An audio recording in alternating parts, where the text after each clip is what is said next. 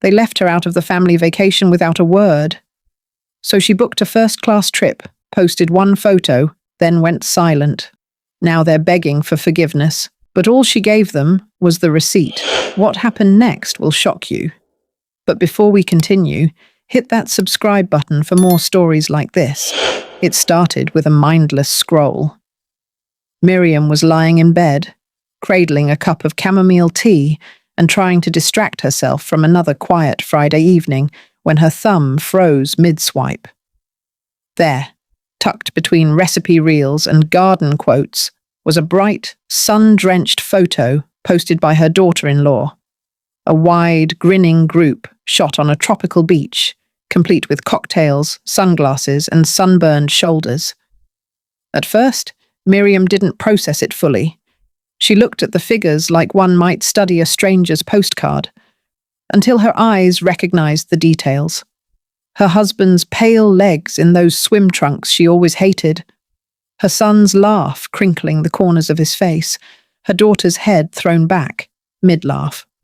Her family, her blood, and she wasn't there. The caption read, "Best family week ever." Family. That word slammed into her chest like a door she didn't know had been closed. No one had mentioned a trip, not a word, not a hint. They'd booked flights, packed bags, applied for passports, set their out-of-office replies, and never once thought to say, "Mum, would you like to come?" The betrayal didn't feel sharp. It felt thick, like a wool blanket soaked in cold water draped across her body. Heavy, suffocating. She scrolled again, hoping it was a repost or a throwback, something from before.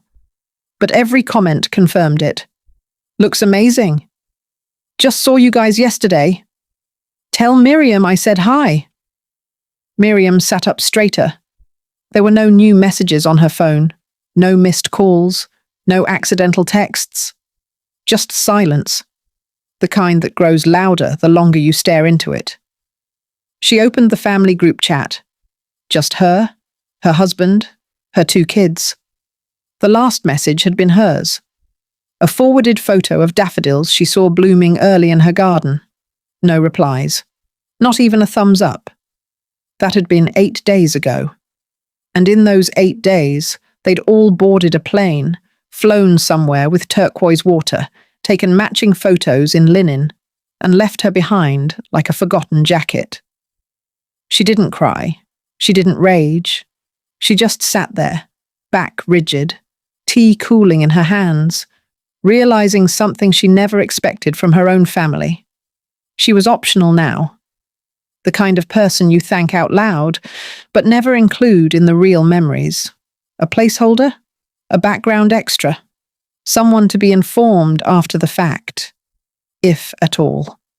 The next morning, Miriam stood at the kitchen sink, peeling an orange with the kind of slow precision that comes only when your mind is trying to anchor itself to something, anything, that doesn't hurt. The photo from the night before lingered in her chest, like a bruise she kept pressing just to check if it was real. She had dreamed, absurdly, that it was a mistake, that the trip had been years ago, that maybe she'd missed an email. But dreams dissolve in daylight, and reality sat beside her coffee mug like an unwanted guest. She opened her phone and started combing through everything. Her texts with Mark, her husband, were mostly grocery lists and one-word confirmations. Nothing warm, nothing human. Her son, Nathan, had last messaged her 3 weeks ago with a blurry photo of his dog and a single LOL. Her daughter, Sophie, hadn't texted in over a month. The family group chat, where once she'd shared updates, recipes, little bits of joy, was a graveyard. No flight bookings, no excitement, no heads up. No, "Mum, we're planning something." Nothing.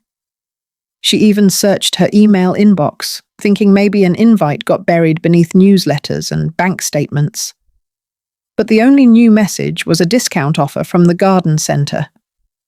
She closed it all and stared out the window at the overgrown hedges Mark always promised to trim. The silence wasn't just digital. It lived in the house, too. No one had thought to include her. Not out of forgetfulness, but something worse: indifference. And that quiet, creeping truth wrapped around her ribcage. She wasn't needed. She wasn't chosen. She was just there. Always there. Always cooking. Always listening. Always picking up the slack when one of them forgot a birthday or needed help filling out a form. But not chosen when the good things happened. Not when the plane tickets were booked or the sunscreen was packed. The exclusion wasn't loud. It didn't announce itself. It just settled in the air, the way fog does. Soft, damp, and inescapable. Miriam pressed her palm flat against the counter to steady herself, then sat down at the kitchen table, staring at the fruit bowl like it held answers. She didn't cry. She'd done her crying years ago when Sophie left without saying goodbye, when Nathan forgot her birthday, when Mark stopped holding her hand in public. But this was different. This was the moment her heart broke, not with noise, but with silence. And silence, she realized, is far crueler than words. The phone rang 3 times before Sophie picked up, her voice bright and rushed like someone calling from a cafe line, not a resort balcony. Miriam's own voice felt small in her throat, like she had to coax it out, like asking why your own daughter forgot you existed, needed to be whispered. "I saw the photo," she said, trying not to let her tone crack under the weight of what she wasn't saying. Sophie paused, just for a beat.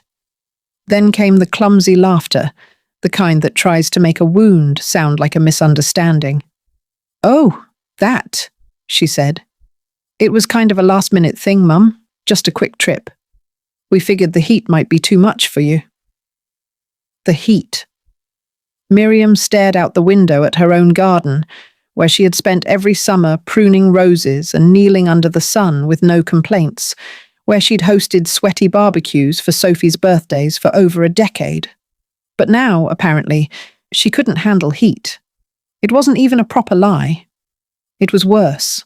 A soft excuse. The kind that disguises cruelty as concern. That says, "You wouldn't have liked it," instead of admitting, "We didn't want you there." The words landed like sugar-coated bricks, and Miriam found herself nodding, even thanking her daughter for thinking of her. The habit of being agreeable was so deeply ingrained, it reached for her mouth before her brain could protest. Sophie didn't offer to FaceTime. She didn't apologize. She didn't even ask how Miriam was. Instead, she giggled about the all-you-can-eat buffet, said, "Anyway, I'll call you properly when we get back," and hung up, like it was any normal Tuesday. Miriam stared at the phone in her hand, then slowly placed it face down on the table as if it had burned her. She sat there for a long time, in the silence that always follows these conversations. The kind of silence that makes you rethink the entire architecture of your relationships. The kind that doesn't echo, it absorbs. In that moment, Miriam wasn't angry. She was tired. Tired of being framed as delicate. Tired of being sidelined with gentle cruelty. Tired of being the person they assumed would stay behind quietly. They didn't think she could handle the heat, but it wasn't the weather they were protecting her from. It was their joy, their freedom, their fun. They thought she'd dim the light they wanted to bask in. And the most painful part? They didn't even bother hiding it well. Miriam had always believed the family group chat, lovingly titled Team Thomas by her daughter years ago, was the hub of their household. Birthdays, reminders, inside jokes, memes from Nathan, complaints about traffic from Mark, even photos of burnt dinners or weekend projects gone wrong. It had once pulsed with a kind of messy affection. So when days passed after she discovered the vacation photo, and still not a single word had been posted in the thread. Something in her stomach twisted with recognition she didn't want to name. She opened the chat again and scrolled, hoping to find something, anything, to prove that she hadn't just been silently erased. But there was nothing, not even a breadcrumb. It was as if everyone had pressed pause on their connection with her and resumed it elsewhere. And that's when it happened. A slip. She had gone to borrow Mark's tablet, the one she occasionally used to check recipes, when a notification pinged across the top of the screen. Fam Trip 2024? From a group chat she didn't recognize. The preview showed her daughter saying, "We'll meet by the shuttle at 10. Tell Dad not to forget the sunscreen this time, LOL." Miriam's finger hovered in the air for a moment before she slowly tapped the thread. What opened was a timeline of her family, planning a holiday down to the minute, spanning months. Flight options, hotel links, meal reservations, outfit suggestions, even shared Spotify playlists. They had sent gifts, made polls. They had laughed about group t-shirts. And none of it had included her. Her name didn't appear once, not even as a passing mention. She stared at the screen, a strange kind of stillness filling her chest. There wasn't even malice in their messages, just absence. Like she'd never existed in their minds when joy was on the table. Like she was only relevant when someone needed a lift to the airport or a reminder to book a doctor's appointment. This was a new flavor of pain. Not sharp like betrayal, but hollow like being forgotten. The kind that doesn't bleed. It echoes. She put the tablet down gently, almost respectfully, like setting down an urn, and sat on the edge of the bed, her palms pressed into her thighs, trying to remember the last time she felt truly seen by any of them. It wasn't just a new group chat. It was a new world, one she hadn't been invited into. And now, she wasn't sure she wanted back in. In the quiet hours of early morning, while the kettle hissed and the kitchen filled with that low amber light that softened everything but the truth, Miriam sat at the table replaying years of memories like an old slideshow. Birthday banners she hand-painted when the children were small, the smell of cinnamon she always added to Christmas cocoa, the years she worked overtime to help cover Sophie's university deposit without ever being asked, the time Nathan came home, heartbroken, and she made him soup without saying a word, just letting him cry into silence. Even Mark, who used to leave her notes in the fruit bowl, who once surprised her with a weekend in Devon when she'd lost her mother, now smiled wide in a beach photo she wasn't part of, as if the shape of their life never included her. She thought of all the times she stood behind the camera to capture their joy, always behind, never in front. All the chairs she dragged out for barbecues, all the cards she remembered to post when no one else did, all the stockings she stuffed, even when the kids were too old for magic, but too young for cynicism. Her role had always been quiet, but vital, like thread. You only notice it when it's missing. But now, here she was, utterly unthreaded from the picture. And not in a dramatic way, not in a slammed door, shouted fight, broken plate kind of way. It was more like smoke slipping out of an open window. No sound. Just gone. The hurt didn't roar. It simmered. A slow, even burn that started low in her stomach and spread behind her ribs until it warmed her face. Not with anger, but something else. A tired grief. Not the grief of losing what she had, but realizing she may never have truly had it at all. Not the way she thought. Because if she'd been more than convenience, more than background, they wouldn't have thought twice. They wouldn't have laughed in group chats without her. They wouldn't have gone somewhere warm and bright and called it family while leaving the woman who held them all together at home with the bins and the bills. They chose ease. They chose lightness. and that choice didn't include her. She thought, maybe for a moment, it would break her. But instead, as the sun climbed higher through the window and touched the edge of her mug, she felt something else stir quietly inside. Clarity. There was no music playing, no dramatic moment of rebellion, no wine glass raised in theatrical defiance. Just Miriam, in her dressing gown, the soft hum of the refrigerator behind her, and the gentle click of her laptop keys as she opened a browser tab and typed in Paris. Not trips for seniors, not family-friendly resorts, not cheap last-minute deals, just Paris. The kind she'd always dreamed of. Not the rushed tourist version with selfie sticks and loud maps, but the one with iron balconies, soft pastries, and hotel robes you weren't meant to return. She scrolled through flights, ignored economy, skipped premium, and clicked without hesitation on the first-class cabin. One seat. Window. Then a hotel. Something central. Something with a rooftop terrace and fresh croissants in the morning. She didn't compare reviews. She didn't check for deals. She didn't send a link to anyone for approval. Her fingers moved with a calm precision that surprised her, like this decision had been waiting at the door for years, just needing her to finally turn the handle. No one saw her do it. No one needed to. She didn't tell Mark. She didn't text the kids. She didn't pause to wonder what they'd think. This wasn't for drama. It wasn't even revenge. It was reclamation of space, of time, of breath.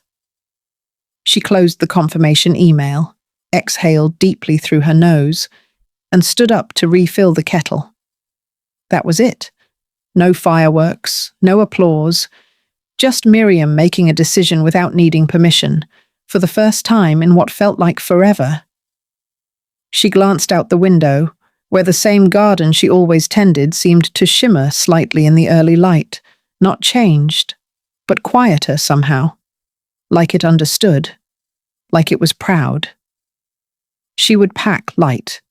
One suitcase, a few outfits that made her feel like herself, not someone's mother, not someone's wife. She'd wear lipstick in the daytime and perfume to breakfast, and no one would ask her what time dinner was. No one would look to her to find the charger or iron someone's shirt or answer the same question 3 times. She would sit in her own company, in her own seat, above the clouds, and not explain herself to anyone. And maybe, just maybe, when the plane touched down and that Parisian air greeted her skin, she'd feel something that had long been overdue. Not escape, not revenge, but arrival. The wheels touched the tarmac with a softness that mirrored her own transformation, and for the first time in a long time, Miriam didn't brace herself. She didn't clutch her handbag or count the minutes to baggage claim. She sat still as the plane taxied through the Paris dawn, her body wrapped in the quiet hum of first-class silence. A champagne glass, still half full on the armrest beside her, a blanket folded neatly on her lap. Her heels clicked softly on the jet bridge as she disembarked, not rushed, not flustered, just present. And when the automatic doors slid open to reveal the marble floors of Charles de Gaulle, a breeze touched her cheek like a whispered welcome.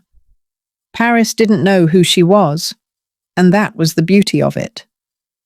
She wasn't Miriam the carpooler, Miriam the reminder caller, Miriam the afterthought. She was simply Miriam. A woman with a leather suitcase, a silk scarf knotted confidently around her neck, and no need to explain herself. The driver held a placard with her name, and for once, it wasn't because she was collecting someone else. It was her turn. As the car curved through the morning streets, Paris unveiled itself slowly, deliberately, cobbled lanes glistening from a recent rain, café chairs being set out like invitations, a boulangerie window steaming with golden crusts. From the back seat, She caught her reflection in the tinted glass, not the kind smile she'd worn like armor for decades, but something else, softer, stiller, whole. At the hotel, the concierge greeted her like royalty, not obligation. Her room was on the top floor, with a view of the Eiffel Tower, close enough that she could almost touch it from the balcony. She stood at the threshold for a long time, letting the luxury wash over her. Not flashy, not loud, but elegant in that quiet, deliberate way that says, "You deserve this." She ran a hand along the velvet arm of the chaise lounge, slipped her shoes off, and lay back on the crisp linen sheets, her body sighing with the kind of ease that doesn't come from sleep, but from release. There was no itinerary, no one waiting on her, no invisible list humming in her head, just hours, just space, just Miriam, in a city that didn't expect anything from her except presence. And in that moment, high above the noise of everyone else's plans, she realized, Paris didn't just look better alone, it felt better, because alone she wasn't missing, she was becoming. It started with a single message. Sophie, of course, her tone light, rehearsed, dipped in that syrupy, just checking in energy that tries to mask confusion as concern.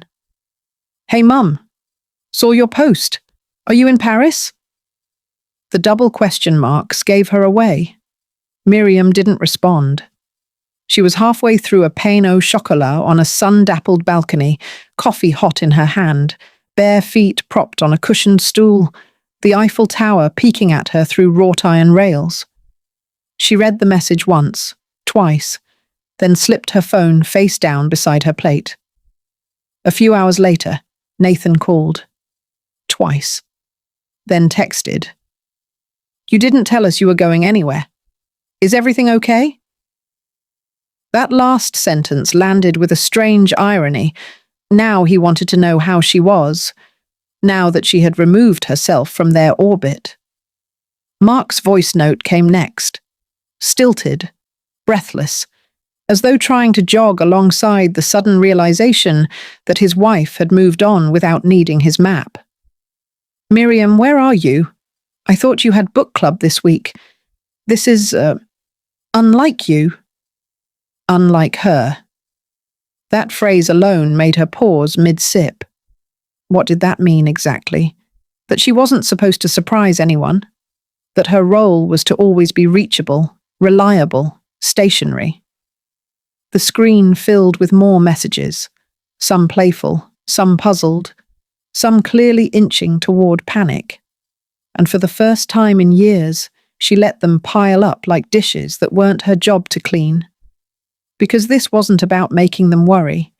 It was about no longer shrinking herself into someone they'd never think to miss. She had spent years making herself available, reachable, needed. And now, by disappearing, without fanfare, without permission, she had become noticed in the one way that finally made sense.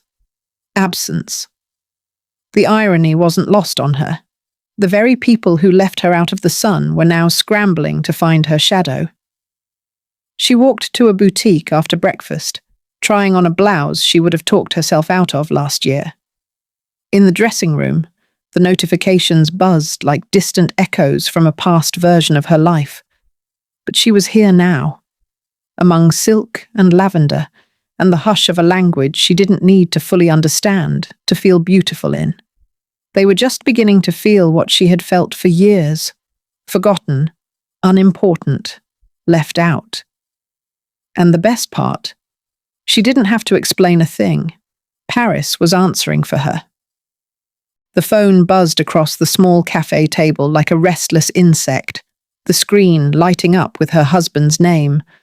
Mark, in bold white letters that once meant familiarity, comfort, a tether to something solid.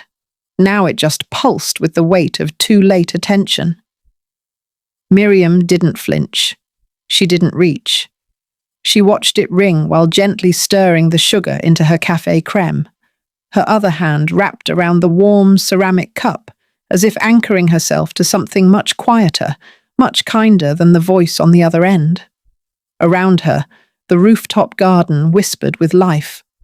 Lavender growing wild along the railings, distant accordion music from a busker in the street below, and two women beside her giggling softly over croissants and scandal. Paris didn't ask questions. Paris didn't accuse. Paris let her be. The phone buzzed again, this time her daughter, Sophie, followed by a pause. Then her son. Then Mark again. As if they were all taking shifts now, circling her absence like a problem that needed solving. But Miriam was not a problem. She was a person who had been overlooked, set aside, assumed, a person who had spent most of her life cushioning the needs of others until her own were a distant second. Now, for once, she was unreachable, not because she was being cruel, but because she was finally being kind to herself. She took another sip and let the warmth coat her throat, feeling the weight of it settle her deeper into the moment. From her vantage point, the city stretched out in soft golds and greys, its rooftops whispering a kind of poetry that didn't need translation. The phone vibrated one last time, then stilled. She exhaled, not in defiance, but in release. There was nothing urgent they could say now that hadn't already been said in their silence months earlier. Their decision to go without her had spoken louder than any apology could, and now her quiet was its own language. She folded her napkin, dropped a few euros on the saucer, and stood slowly, savouring the feeling of not being in a rush. There was no one to meet, no one waiting for her, no schedule to obey. Just a city, a self, and a freedom that rang clearer than any missed call ever could. And that, she thought, as she slipped her phone into her bag, still unanswered, was worth everything. The messages took on a new flavour, bitter and frantic, like the bottom of a burnt pot no one wanted to scrub. "You're being dramatic," Sophie wrote, followed quickly by, "This is really immature, Mum." As if standing up for herself after decades of quietly giving was somehow a tantrum. Nathan's message was shorter but sharper. "You've changed." That one made her pause, not because it hurt, but because it rang true. She had changed. That was the entire point. She wasn't the default anymore, the one they called last minute when plans fell through or meals needed planning. She wasn't waiting by the phone, refreshing the family chat, hoping to be looped into a plan she never helped shape. And now that she had stepped out of their familiar shadow, now that she had chosen herself without asking for permission or offering explanation, they didn't know where to place her. Guilt was their language of choice, but Miriam had stopped speaking it. She didn't write back. She didn't defend her absence. She simply looked out over the Seine from her balcony, sipping red wine slowly, her legs wrapped in a robe that felt like silk and second chances.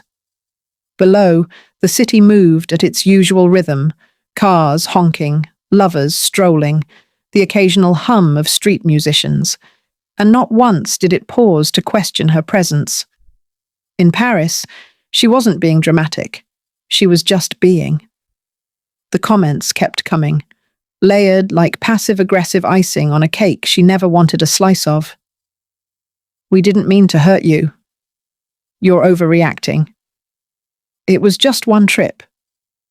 But it wasn't just one trip. It was a pattern, a tone, a habit of erasing her when the fun started and calling her back in when it was time to clean up. And for once, she hadn't obliged. She hadn't played her part. And so they cast her silence as selfishness, her peace as punishment. But Miriam didn't pack their guilt in her suitcase this time. She left it exactly where it belonged. Back home, between the blinds and the blind spots, where no one looked until she left. She let the breeze kiss her face as the sun dipped behind the rooftops. Let them call it a midlife crisis. Let them call it petty. She knew what it really was. Freedom, finally worn like a fitted coat, not borrowed or begged for, but owned. The robe clung to her shoulders like it had been waiting for her all these years. Smooth, ivory, and almost weightless, yet grounding in a way no cardigan or apron ever had. Miriam leaned back into the armchair by the balcony doors, legs tucked beneath her, a novel resting open in her lap, unread for the moment because the view stole her attention. Paris stretched before her, rooftops kissed by the amber blush of a setting sun, the Eiffel Tower shimmering like a secret held just for her. There was no one asking what was for dinner, no one misplacing keys, no TV murmuring sports or crime dramas. Just stillness and the soft flutter of pages turning with the breeze. She sipped slowly from a porcelain cup, tea this time, not coffee, and let the quiet bloom around her like something sacred. It dawned on her, fully and finally, that this wasn't a reward. It wasn't compensation for pain or a prize for endurance. It was something better, a beginning. For the first time in 6 decades, she had made a decision for no one's benefit but her own. Not because she was needed, not because she was expected to, but because she wanted to. It was startling, the way that realization settled into her chest. Not like an explosion, but a deep exhale she didn't know she'd been holding since her 20s. How many trips had she planned, only to cancel because someone else needed something? How many dresses had she put back on the rack because the money was better spent on school shoes or groceries or new curtains? And now here she was, wrapped in silk, with a hardcover novel in her lap, her phone on silent, and not an ounce of guilt in her spine. First class wasn't just the seat on the plane or the 5-star service. It was the absence of apology. It was the freedom to exist for herself without justification. She turned back to her book, finally reading the first sentence, letting it pull her in. And when she smiled, softly, sincerely, it wasn't for anyone watching. It was hers. A private smile, shaped by 1,000 small sacrifices finally acknowledged, a lifetime of invisibility gently unraveling. In that moment, Miriam didn't feel brave or bold or vengeful. She just felt free. And the truth was, freedom didn't shout. It whispered. It rested. It wrapped itself in silk and chose peace. The confession came not in an apology, but in the form of a clumsy message from her daughter, one of those half-sincere texts that tried to sound casual, but landed like a stone dropped in still water. "We didn't think you'd want to come. You never seem that into this kind of thing." This kind of thing. As if laughter on a beach, sunshine, family meals under palm trees, had somehow become the domain of younger people, lighter people, louder people. Miriam read the message twice, then set her phone down gently on the polished hotel table beside her wine glass. Outside, the city was beginning to glow with twilight, the amber street lamps flickering on like little offerings of warmth and memory. The truth behind the words was clear. They had decided who she was without asking her. They had shrunk her down to a background role in a story she used to carry. For years, she had been the builder of birthdays, the coordinator of chaos, the soft place everyone landed without thinking twice. And now, because she had asked for nothing, they assumed she wanted nothing. The quiet hurt of it nestled beneath her collarbone like something familiar. She walked to the mirror and looked at herself, not searching for flaws, not straightening her blouse or tucking away grey hairs. Just looking. There she was. Not perfect, not invisible, just Miriam, a woman who had changed, yes, but not in the way they meant, not bitter or dramatic or delicate, just done, done waiting to be noticed, done begging to belong. Her cousin's voice echoed in a memory from a wedding years ago, a joke tossed over champagne. Miriam's the dependable one, the behind-the-scenes star. And that's how they had all kept her, efficient, invisible, essential, until now, until Paris, until the silk robe and the room with the view, and the unapologetic glass of wine held in her hand like a soft defiance. Her phone buzzed again. Her son, this time. "Are you mad at us?" But the answer didn't live in anger. It lived in the quiet knowledge that they had finally admitted it. They hadn't seen her, not fully, not as someone who wanted to be included, who still laughed loudly at her own jokes, who still loved the sea and surprises and a glass of wine under the stars. And now that she had reminded them, without a single raised voice, the silence she offered back was not rejection. It was clarity. The flight home was smooth, but the air on the other side felt different, heavier somehow, like the house had been holding its breath in her absence. Miriam stepped inside quietly, her suitcase wheels clicking softly against the tiled floor. No welcome party, no fanfare. Just the faint scent of laundry detergent and whatever meal Mark had microwaved the night before. She unpacked slowly, deliberately, folding each piece of clothing with a tenderness that belonged only to her now. There were no confrontations waiting, no raised voices, no dramatic standoffs, just the stillness of space reclaimed. In the following days, they hovered, not with warmth, but with caution. Her husband brought her tea she didn't ask for. Her daughter sent her articles about self-care. Her son offered to help with errands. And yet, the gap between them wasn't filled with kindness. It was padded with guilt. And guilt doesn't hug back. They were walking on eggshells, and Miriam didn't feel the need to sweep them up. She wasn't trying to punish anyone. She just didn't want to pretend. Her absence had spoken louder than any speech she could have given. The group chat stayed quiet. Invitations didn't come flooding in. But something had changed. And it wasn't her. It was the power balance, the invisible thread that had always tethered her to their expectations. That thread had snapped, and she hadn't rushed to tie it back. At a family dinner weeks later, she listened more than she spoke. Let them fill the silence. Let them notice who she had been and who she no longer was. Her cousin, one of the few who hadn't known about the trip, pulled her aside with wide eyes. "They went without you? Miriam, are you serious?" Her nod was calm, her smile gentle. "I took a little trip of my own." She didn't say more. She didn't need to, because the story had already travelled further than she ever intended. And in hushed phone calls and side glances, the truth floated through the family like a breeze that rattled something loose. Some would never admit they were wrong.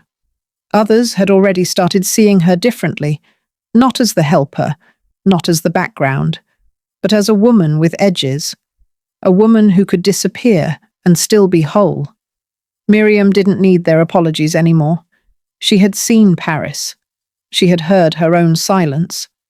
And she had finally learned that the strongest ripples often come from the quietest stone.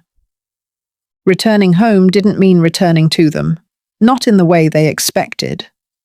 Miriam moved through the house like someone who had lived through a quiet storm and come out cleaner.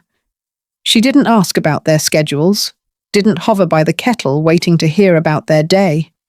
She cooked for herself when she was hungry, not for a table full of people who once forgot she existed on a beach. And the silence that followed wasn't cold. It was calm.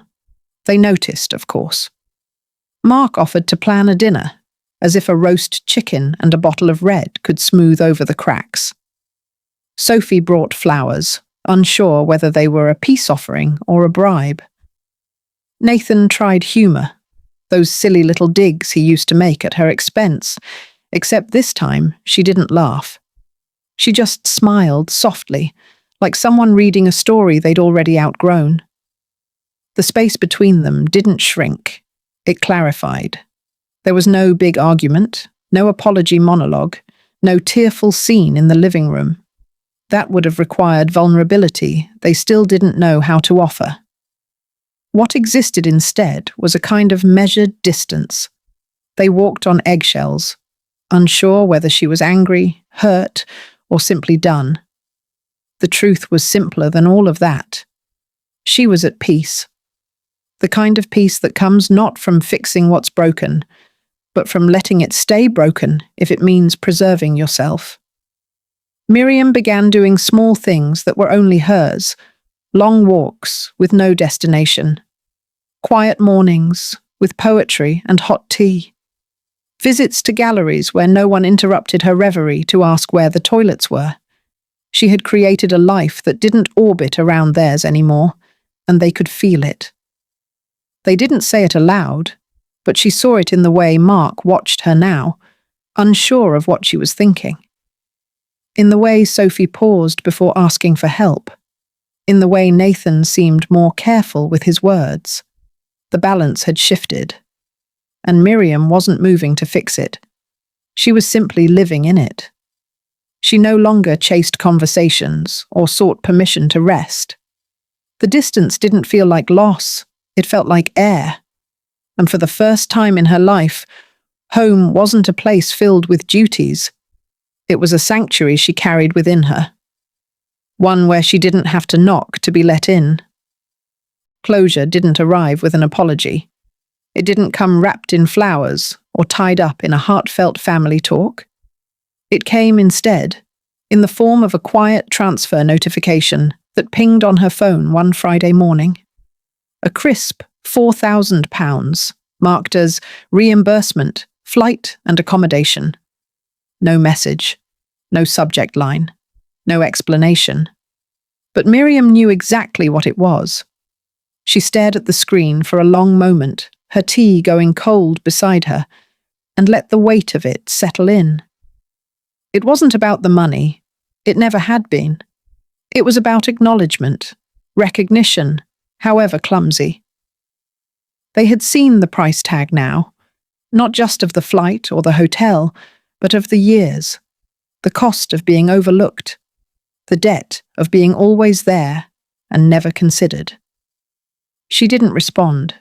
She didn't call or write back or forward the receipt. Instead, she smiled, tucked the phone into her drawer, and reopened her travel notebook. A second trip was already brewing in her mind, maybe Greece this time, or somewhere further. Somewhere sun-drenched and unapologetically hers. She had no intention of telling anyone. The beauty of independence wasn't just in the doing, but in the freedom from explaining. That afternoon, she stopped by the women's centre she used to volunteer at and handed over a crisp donation in person. For the ones who forget they're allowed to take up space, she told the receptionist, who blinked at her, then smiled with that understanding only some women carry. And as Miriam walked out into the spring light, the weight in her chest felt different, not gone. She wouldn't pretend that decades of hurt vanished with one trip, but lighter, realigned, something that no longer sat on her like a burden, but moved with her, like a memory she had finally made peace with. That night, as the house buzzed faintly with the usual sounds, Mark watching telly, the kids texting from their rooms, Miriam poured herself a glass of wine, curled up in her favourite chair, and lit the candle she always saved for guests. But tonight, it was for her. No celebration, no confrontation, just a soft, earned stillness. Closure, she had learned, didn't always look like a door slamming shut. Sometimes it looked like a woman sipping Merlot beneath a blanket she bought for herself, booking her next escape, and choosing silence not as punishment, but as peace. They never said sorry, and she never needed them to. The receipt was enough.